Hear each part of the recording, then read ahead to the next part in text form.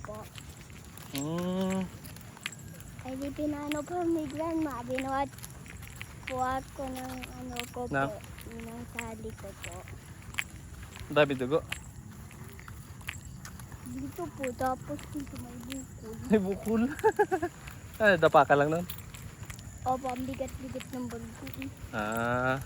Ngayon, mabigat pa ang bag mo pag napasok. Hindi na po maliit na lang po ganitong kaliit. Ba't maliit na lang? Ba't maliit na lang yung bag mo? Kasi nabibigatan po. Wala ka ng mga dalang librong madami. Ganda po ng ulat po. Oo. Wala ka ng librong marami sa bag? Ano po? 7 notebook. 7 notebook. Alam mo ba po, pinadugsong po kami kahapon ng mom ko po. Pinadugsong ng?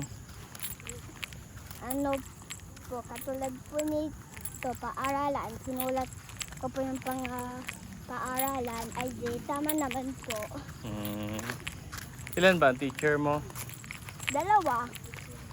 Kasi Dala ba ng teacher mo? Opo, kasi panghapon yung isa po.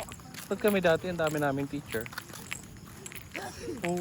Teacher namin, ilan ba?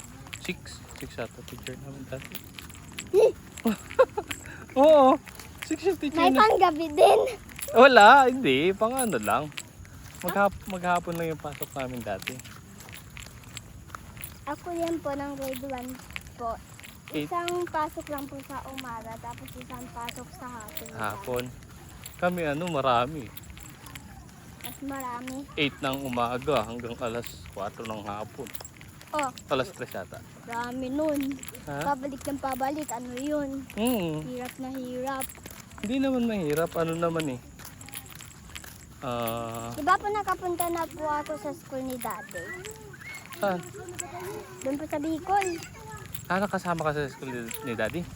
Opo, hindi mo na po naalala. Kasama ba ako? Opo po, pinaano po kami sa Anong paborito mong subject?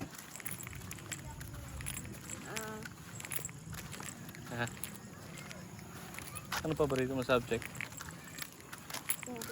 English? Mataas score mo sa English? Mathematics pala po. Mathematics patas ang score mo? Ang grades? Mataas?